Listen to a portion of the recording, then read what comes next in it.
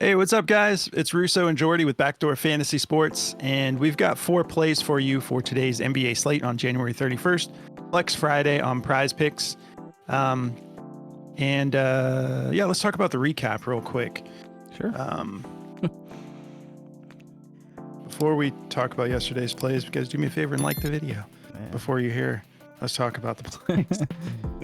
No, it was a rough day across the board. Just blowout central yesterday. Let me see.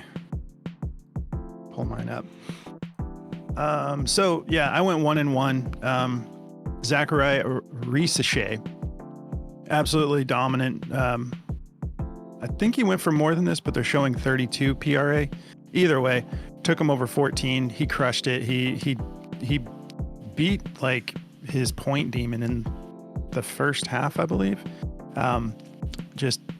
He was doing everything. It was awesome. And then John Collins took him over 24 PRA. This game was just a really weird game. He only went for 22. Long story short, Minnesota just made great adjustments. They were down by a decent amount, I think like 14 points in the first quarter, maybe. Utah came out hot, and then Minnesota just absolutely like locked up that defense and turned into a blowout. And then Will Hardy brings in the starters late after he kept them out for a while, and did not pan out. Collins still ended up almost cashing, but only ended up going for 22 in the end. How about you, bro? Yeah, mine were horrible. I had Jonas Valanciunas. I thought this game would be a little bit closer than it was, and I had a lot of faith in Valanciunas. Obviously, yesterday I was talking about big. I know a lot of people had Valanciunas rebounds over, and that was a horrible one. They got blown out really bad. They were up by like 40 before the second half even started. I think it was what was it? It was like 42-78 when the first half ended, and Valanciunas had 1 rebound. He just could not get anything going. He got into foul trouble in the first quarter too. He got 2 fouls really quick, so they took him out for a long time. He played like 10 minutes in the first half, and then the second half he got up to like I think 3 rebounds, but they just absolutely torched him. And then none of them played in the fourth quarter, so he basically played 2 quarters. And it was just horrible. So he only had like 3. And then we took Walker Kessler. Same thing, but this was worse for me because he was a little bit questionable coming into the game. He got to 10 PRA in the first half, so I felt okay about it. I was like, okay, if they can keep the game close, then I think he can get it done. But he didn't play really well in the third quarter at all. And then in the fourth quarter, he didn't play any minutes because they were down so much. And they were up by 16 at one point, and then they pulled the starters out for like a long time. Then they brought in like small ball, and they went small, and it just didn't pan out. He only had 10, so he didn't get any more done in the third quarter, and he played like 8 minutes in the third quarter. Just very, very weird game from him, but he was questionable, so he was moving pretty gingerly too. I wish they kind of would have just left him out in that game, honestly, but that's kind of the traps you got to watch. Yeah, I didn't even realize he played in the second half at all. Yeah. I took Markkanen on my channel, so I was like watching closely like what he was doing. But yeah, it was just, man, Utah. Yeah. They're tricky. They're last in the West by a lot. They've won like 10 games, but they just randomly keep games competitive sometimes. And so like that spread was only 5.5 points. So it's not like Vegas was like projecting a blowout. Yeah. So that was pretty easy to cover that if you took the game line. But all right, let's talk about today's plays. So I'm going to be going with Gershon. I don't like trying to say his last name, like Yabusele or something like that. I always get it wrong. I'm going over 22.5 points, rebounds, and assists. And Trey Murphy, 8.5 rebounds and assists. Feeling good about this. This was on mine and Jordy's radar. We were going to take this without talking to each other for our solo channels, and the same thing happened to us. We were going to lock it in, and they took it away. But it came back while we were doing the Backdoor Fantasy Sports show. So I'm like, cool, let's run it. 8.5 rebounds and assists. Feel good about him going over. What are you getting into, Jordy? Yeah, I'm going to be taking Josh Green for over 0.5 offensive rebound. I'm taking Tyus Jones for over 8.5 first half PRA. All right. Well, if you haven't signed up for Parlay Play Better or Underdog yet, use code BACKDOOR over there. They're going to hook you up with awesome sign-up bonuses. All that information is down below in the description of the video. But for Parlay Play, we're going to give you a month in our premium Discord as well. Just email us at bdfantasysports@gmail.com, and we will get you in if you make sure you use code BACKDOOR on Parlay Play. Get you in the Discord for a month. And if you guys don't mind, help us with the algorithm a little bit. Just if you don't mind liking the video, dropping us a comment, whatever you want to do. But it really does help us get in front of a larger audience. We appreciate you. We're getting close to 13,000 subs, which would be awesome to hit pretty soon here. But all right, let's talk about the plays. So Gershon, I like him to go over this. This is a expected value play on Outlier. And I know he hasn't been doing it much lately, just 4 out of 10 games over the last 10 game stretch. But man, Philly, just the same old thing. Drummond out, Embiid out, Paul George out, Caleb Martin out, Jared McCain out for the season, obviously, KJ Martin out. So like he hasn't been hitting it as much lately, but typically he went on a nice run here when Drummond and Embiid were out. He plays the 4, but he ends up getting bumped over to the 5 sometimes, and he just gets extra minutes. This game is looking like it will probably be a blowout, unless Philly just randomly surprises us again like they've done before. But this is a tough matchup against Denver. We have a 233.5 over under, Denver favored by 9, playing in Philly. But I do feel good about him getting this done because he tends to match up well against Denver, even in cases where they do end up having a blowout. Like it's usually him doing a lot of the work because they lock down on Maxey pretty well. Maxey still gets his. Obviously, he's like so talented. It's such a shame that he's in this situation with Philly where, you know, their franchise guy just wants to sit out half the season. But that's a whole different discussion. But I like Gershon, who's been stepping up. And if we look at the head-to-head here, last time they played, he went for 28 PRA. I thought about taking the points rebounds at 18.5. Then they bumped it to 19. And the deciding factor for me was the assists. The 3-point bump that I was looking at between 18.5 and 22.5. The 3 assists is kind of like his medium. It's like what he typically is good for. But if it's going to be 19 for the points rebounds, I'll just take the 2.5 point bump. I guess that's 3.5. I got to get better at math. Still, the 3.5 point bump, I'll take that because he is actually capable of popping off for 4 or 5, even 6 assists sometimes. So I'm going the full PRA because I just think it's a better value than the 19.5 points rebounds. Not a whole lot to say about this play. I do like it though. 24 minutes is what he played in that last game when he got it done and popped off for 28 PRA. 62% from the field, 8 made buckets a game, and then 80% from beyond the arc. He had 4 made threes in that game. Not getting to the line that often, not shooting great from the line either. So he's only 67%, but 6 rebound chances, 3 potential assists. So he cashed all the assists that he had the potential for. And then if we look at the last 5, we'll take a look at his minutes real quick. So averaging almost 30 minutes a game, 28.9 minutes, 2.6 fouls, keeping it pretty clean, 47% from the field on 5 made buckets a game, 37% from beyond the arc, 1.4 made threes a game. And he's brought up that free throw percentage, but he's just not shooting that many. But yeah, 86% over the last 5, 14 rebound chances, 4.8 potential assists. So yeah, I mean, this is like, I feel good about it. I would have felt better about it when he was on his run, but I think that he's due to kind of like bounce back a little bit here. Maybe he can get things rolling at home. If we take a look at the matchup, 9th in points allowed, 10th in rebounds allowed, 16th in assists allowed.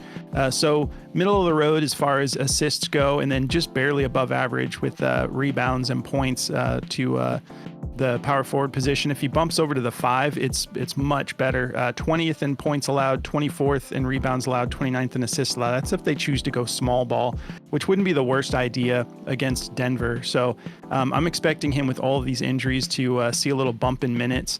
And yeah, again, last time he played them, he went for 28 in just 24 minutes. So let me just take a little quick look here.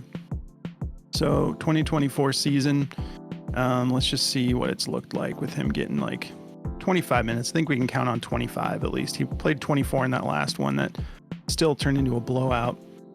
So he's hit it at a 52% hit rate when he's getting at least 25 minutes. And then let's see if he gets a little bit of extended minutes, if that looks better. So 28 minutes, 62%. So yeah, this is that run that I was talking about when he was just cashing for us. I just think he's due to kind of bounce back here.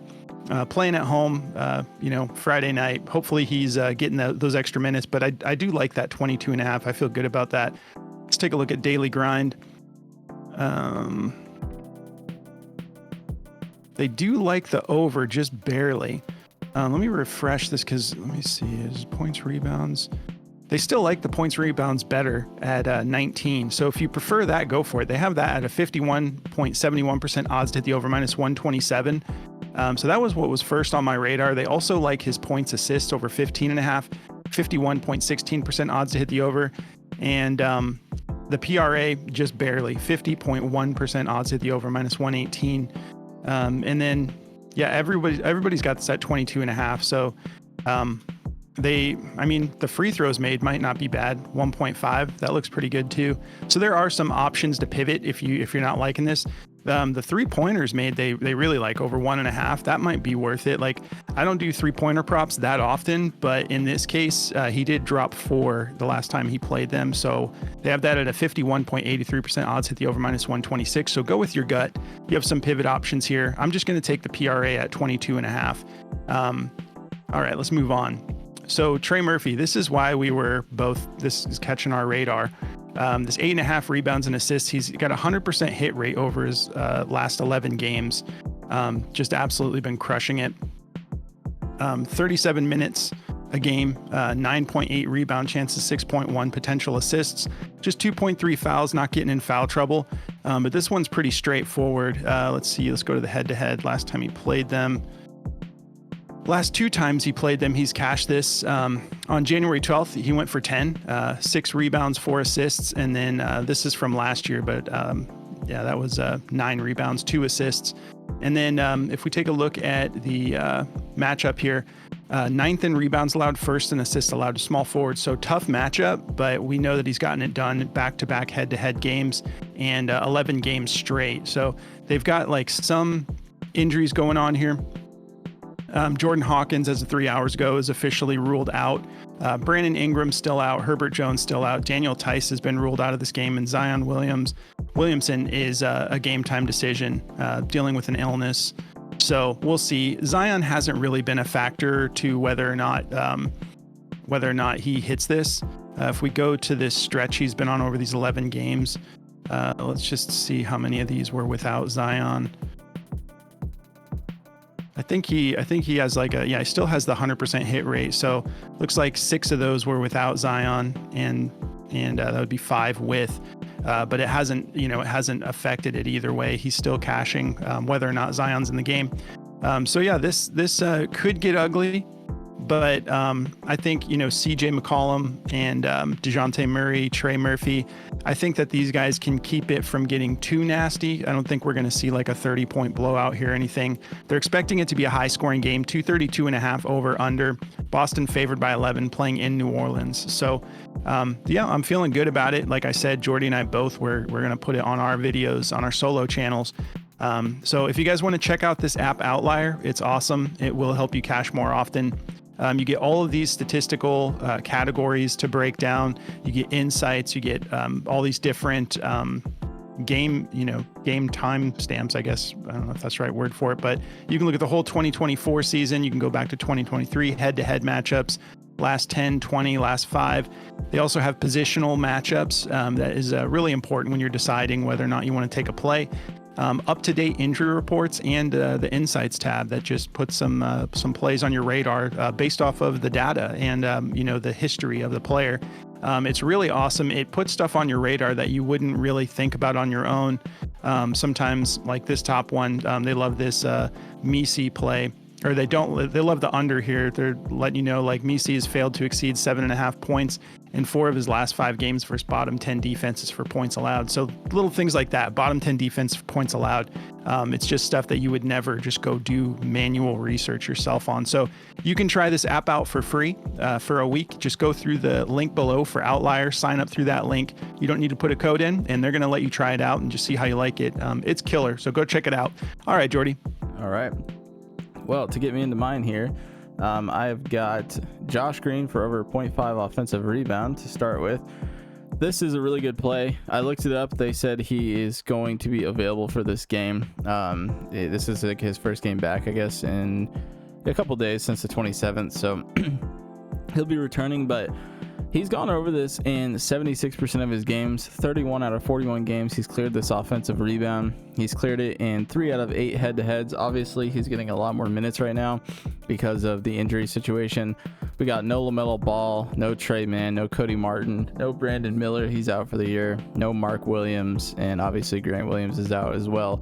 But this is just a rough game. So with the rebounding coming in from Mark Williams, I do like there to be more of a chance for him to hit this. He went for 3 offensive rebounds last time against the Clippers. I know they're a good team. 3rd in offensive rebounds allowed. What's his name? Zubats is a freaking board machine. So going to be a little bit of a tough one, but I do like this. He's done it a whole lot. There's games where he goes for 1 to 3 offensive rebounds. I think he'll get a lot of minutes tonight. So I just feel really good about this play, and it's one that has been hitting for a lot of the year. So gonna take a shot on it. They don't have it on daily grind, at least they didn't when I was looking, but they do like his points to go over 7.5. I mean, he'll probably clear that too. They're gonna need him to, honestly. So if you like the points, you could take that, but I think for 1 offensive rebound, it's probably like a 50-50 shot, but I feel good about it. So gonna be taking that. And then my next play here is Tyus Jones for over his 8.5 first half PRA. I think this looks really good. If we take a look here at the point guard position, 1st in points allowed, tough, 17th in rebounds, 7th in assists. This guy's not your typical like point guard when it comes to assisting, though. He can rack up assists really quick. He's cleared this in all 4 head-to-heads against Golden State. He's gone for 13, 17, 21, and 13. So he plays really good against them. He's gone over this line 67% of the year, so 30 out of 45 games. It's a very good play. I use it a lot. And this is just a matchup that he's hit this a lot in, so I feel comfortable with him getting it done. Even though it's a tough matchup, I think he can do it. He struggles against teams like Minnesota, but I think there's some value to be had in this play tonight. He gets a lot of first half minutes too. If we take a look at his first half minutes, he gets about 13 to 15 first half minutes, sometimes even up to 17. So I do like this play to go over a lot tonight.